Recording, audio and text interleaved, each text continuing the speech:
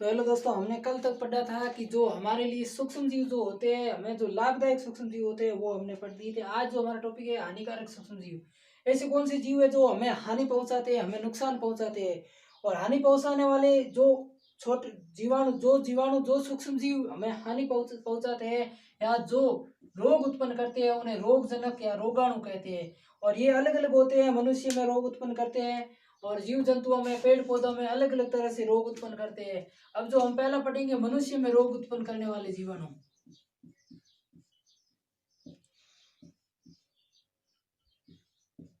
मनुष्य में जो रोगजनक होते हैं वो। अब मनुष्य में ये सूक्ष्म जीव कैसे रोग फैलाते हैं? मनुष्य में या तो किसी के संपर्क में आने से, या कोई संदूषित भोजन करने से, या फिर किसी वायु के माध्यम से, या सूक्ष्म जीव कुछ सूक्ष्म जीव वाहक होते हैं उनके माध्यम से ये रोग मनुष्य में रोग फैलाते हैं। जैसे कि मक्खी है,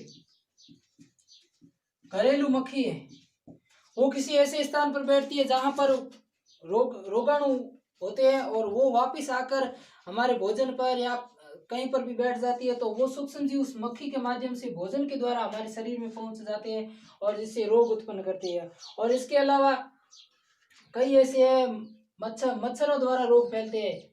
मादा एनाफिलीज,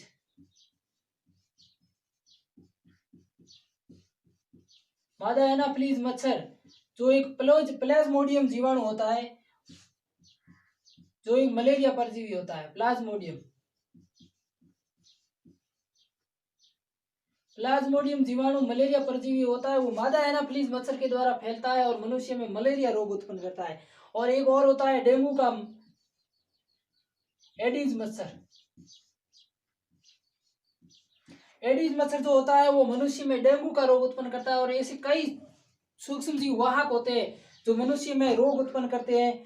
और इसके साथ में कई प्रकार के मनुष्य के जो सूक्ष्म जीव वाहक रोग होते हैं वो अलग अलग तरह के होते हैं। मनुष्य में सूक्ष्म जीवों द्वारा कौन कौन से रोग होते हैं? जैसे कि क्षय रोग है, मलेरिया है, हैजा है। अब पहला है क्षय रोग,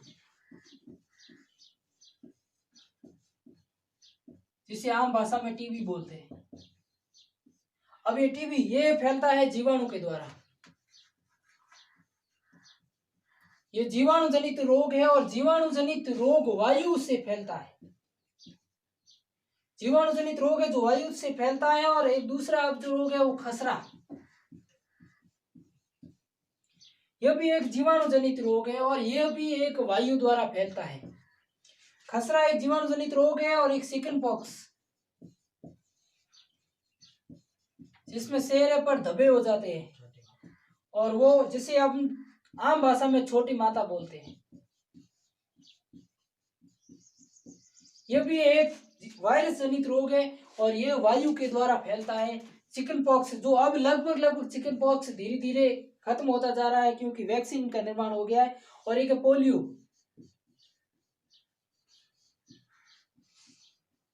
यह भी एक वायरस जनित रोग है।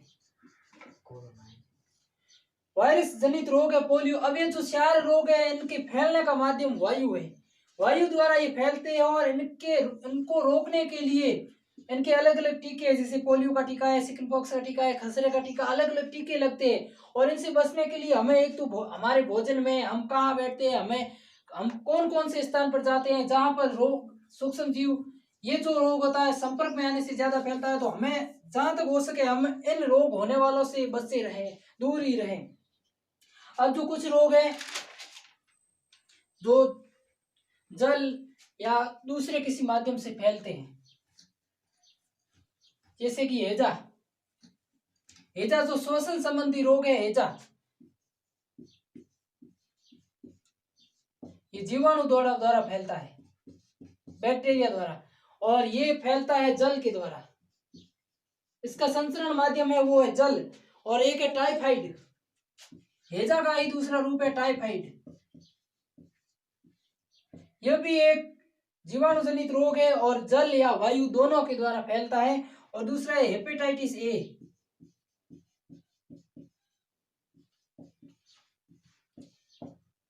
हेपेटाइटिस ए है जो वायरस के द्वारा फैलता है और ये भी जल या वायु द्वारा फैलता है। और ये मलेरिया जो परजीवी द्वारा फैलता है, जैसे कि मादा एनाफिलीज मच्छर है। तो ये दूसरे प्रोटोजोआ जनित रोग है जो मलेरिया, प्रोटोजोआ जनित रोग है जो दूसरे किसी परजीवी के द्वारा फैलते हैं। ये थे मनुष्य में होने वाले जो वायरस जीवाणु जनित रोग है, सूक्ष्म जीवों द्वारा होने वाले जो रोग है, अलग अलग रोग है। और इसको अलग से पूरी सारणी में दर्शाया जाएगा। और इसके बाद में जो मनुष्य में तो रोग सूक्ष्म जीव तो हो गए, लेकिन जो जीवाणु जंतुओं में जो सूक्ष्म जीव रोग उत्पन्न करते हैं,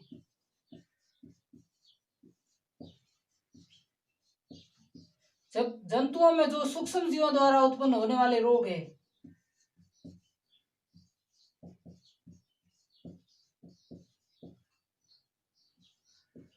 जंतुओं में सूक्ष्म जीव, आपने देखा ही होगा जंतुओं में कभी कभी पैर में या खुर में सूजन आ जाती है, वो भी एक जीवाणु सूक्ष्म जनित द्वारा रोग होता है। और एक है जो मनुष्य में भी फैलता है और जंतुओं में भी फैलता है, एक महामारी ग्रसित रोग है जिसे बोलते हैं एंथ्रेक्स।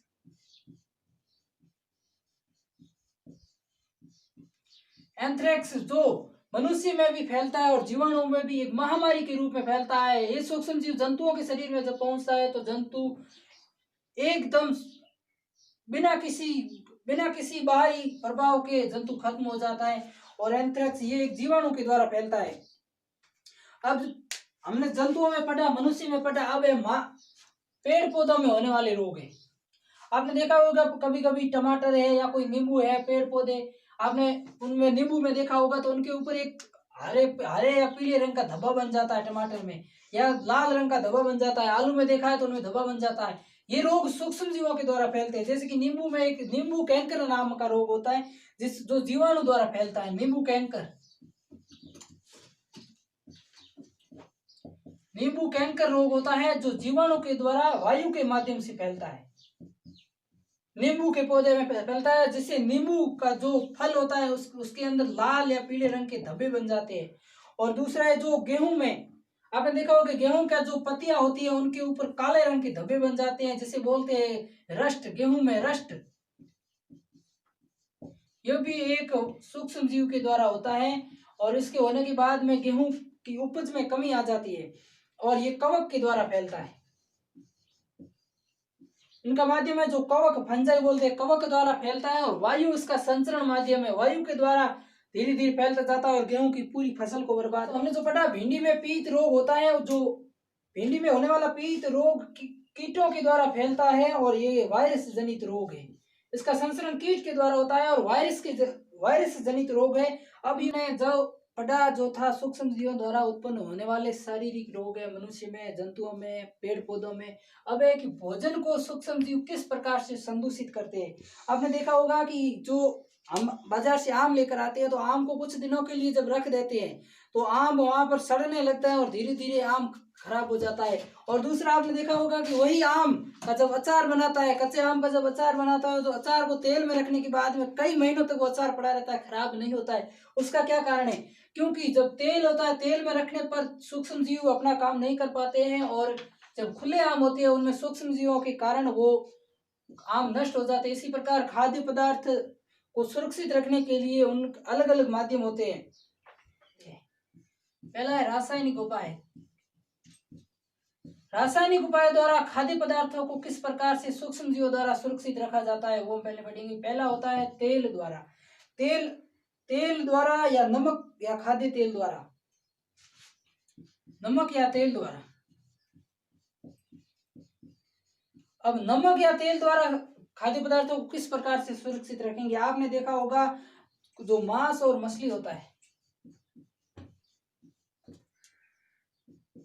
मांस या मछली जो होती है उनको समुद्र से निकालने के बाद में कई दिनों तक नमक में डुबो कर रखा जाता है। जब तक मछली नमक के अंदर रहती है वो खराब नहीं होती है, क्योंकि नमक के होते हुए मछली पर सूक्ष्म जीव अपना कार्य नहीं कर पाते हैं। और एक देखा होगा आम का अचार, अभी जो बताया कि आम का अचार, आम के अचार को जब तेल में डुबो कर रखते हैं तो वो कई दिनों तक खराब नहीं होता है, क्योंकि तेल में होने के कारण आम के अचार के अंदर सूक्ष्म जीव अपना काम नहीं कर पाते। दूसरा है चीनी के द्वारा परिरक्षण।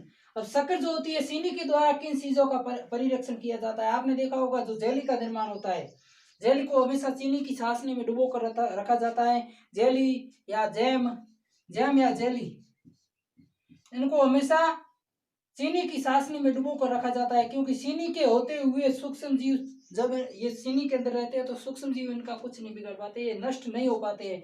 और दूसरा जो है तेल व सिरके द्वारा, आपने देखा होगा कि सिरका जो खट्टा पदार्थ होता है उसके अंदर अचार का परिरक्षण किया जाता है। तेल या सिरका, तेल अचार का परिरक्षण तेल के साथ साथ सिरके में भी किया जाता है, जिससे अचार खराब नहीं होता है। और ये थे रासायनिक उपाय जिसमें तेल में रखने पर या नमक में रखने पर किसी रासायनिक और खाद्य पदार्थ का परिरक्षण किया जाता है, जिससे वो पदार्थ सूक्ष्म जीवों द्वारा हमेशा बचा रहता है।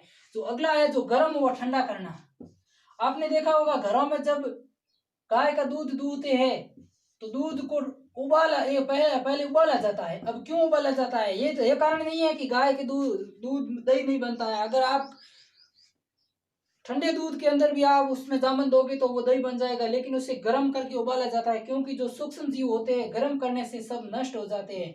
और आपने देखा होगा कुछ पदार्थों को हमें कई दिनों तक फ्रीज में रखा जाता है। फ्रीज में क्यों रखा जाता है? जैसे कि सब्जी है, सब्जियां हैं, इनको फ्रीज में रखने से इनके ऊपर सूक्ष्म जीव अपना काम नहीं कर पाते, जिसके कारण ये कई दिनों तक हम इन्हें सुरक्षित रख सकते हैं। एक शब्द आता है पाचुरीकृत।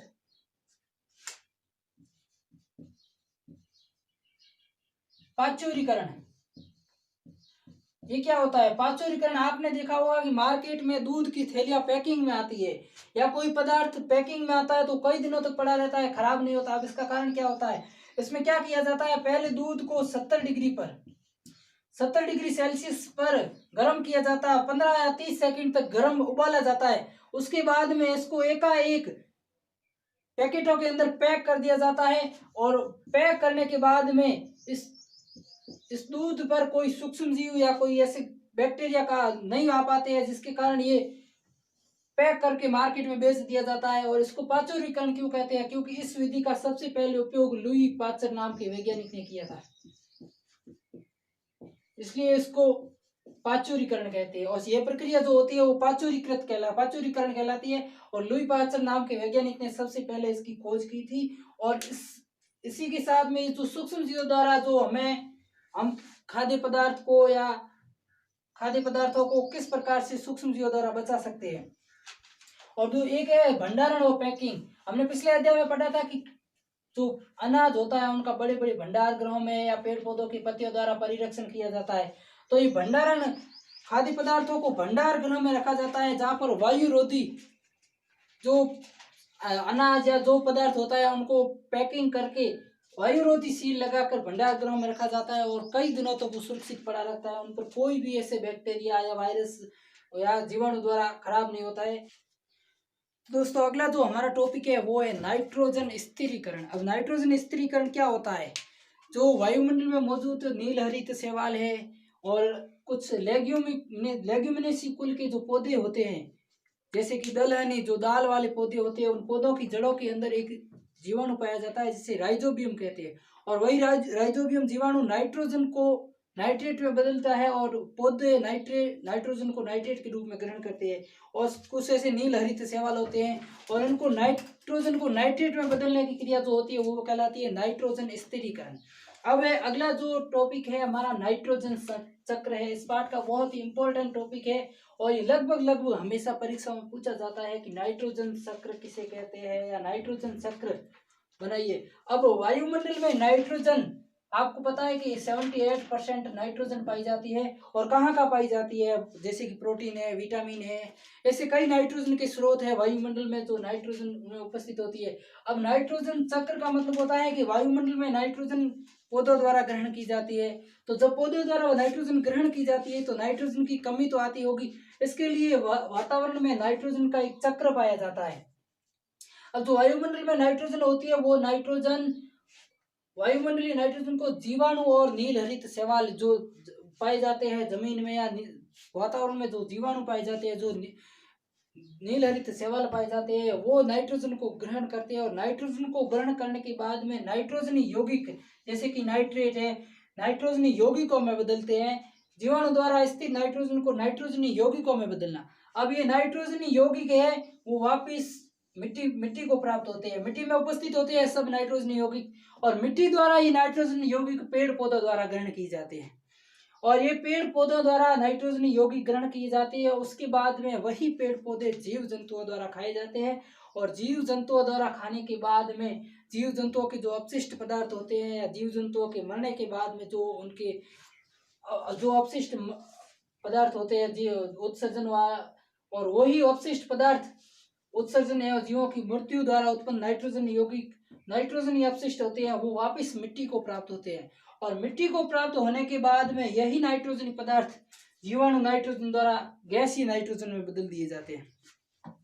जीवाणुओं द्वारा गैसीय नाइट्रोजन में बदलने के बाद में वही गैसीय नाइट्रोजन वापस वायुमंडलीय नाइट्रोजन में बदल जाती है। यह एक प्रकार का नाइट्रोजन का चक्र होता है जो वायुमंडल में हमेशा नाइट्रोजन की स्थिति को बनाए रखता है।